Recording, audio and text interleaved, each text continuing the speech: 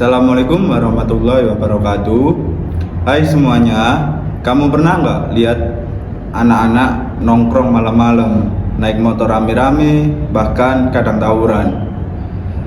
Fenomena ini ternyata makin sering terjadi di berbagai kota. Makanya muncul satu kebijakan yang cukup ramai dibahas, yaitu penerapan kebijakan jam malam untuk anak di bawah umur. Kita akan mengupasnya berdasarkan siklus kebijakan publik. Yuk, mari kita bahas. Masalah utama yang melatar belakangi kebijakan jam malam ini adalah seperti meningkatnya kasus kenakalan remaja, tawuran, dan kejahatan yang melibatkan anak di bawah umur.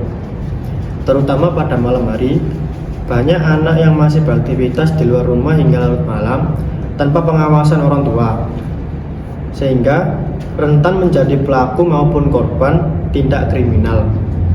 Hal ini mendorong tokoh masyarakat, orang tua, guru, bahkan aparat keamanan untuk meminta solusi dari pemerintah. Langkah selanjutnya adalah perumusan kebijakan. Pemerintah kota menggandeng banyak pihak seperti Dinas Sosial, Satpol PP, polisi, organisasi anak, tokoh agama, dan sekolah. Mereka berdiskusi soal jam malam anak. Hasilnya, pertama, anak usia di bawah 18 tahun tidak boleh berada di luar rumah setelah pukul 22.00 kecuali didampingi orang tua atau ada alasan khusus. Kedua, lokasi yang diawasi, taman kota, jalan raya, kafe, warung, warnet, tempat hiburan. Ketiga, pendekatannya bukan hukuman, tapi pembinaan dan edukasi. Penting juga untuk menyertakan peran orang tua dan sekolah dalam pengawasan.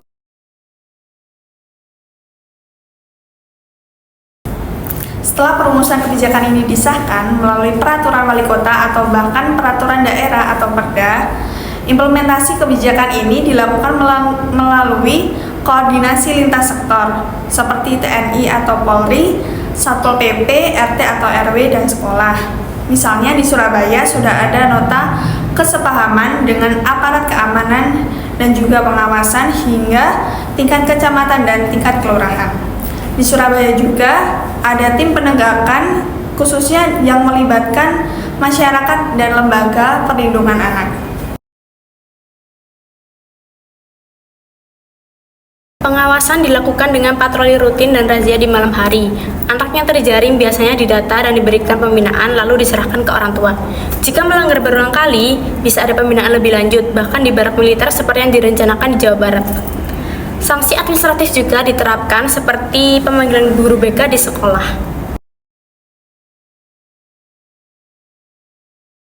Setelah beberapa bulan berjalan, kebijakan ini dievaluasi. Apa dampaknya? Nah, ternyata dampaknya cukup signifikan.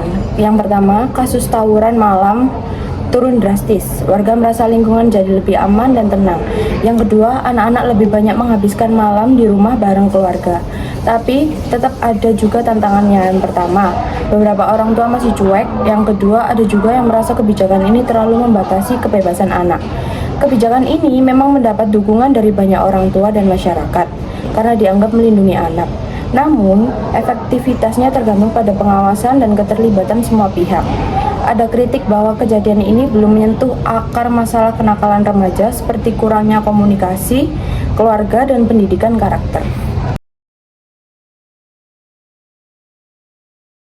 Jadi, kebijakan jam malam ini hadir sebagai bentuk perlindungan anak dari pengaruh buruk di luar rumah. Tapi, keberhasilan kebijakan ini bukan cuma tanggung jawab Satpol PP atau pemerintah, tapi juga peran orang tua, guru, dan masyarakat.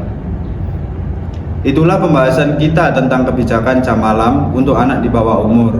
Semoga bisa jadi bahan diskusi di keluarga dan lingkungan kalian. Terima kasih. Wassalamualaikum warahmatullahi wabarakatuh.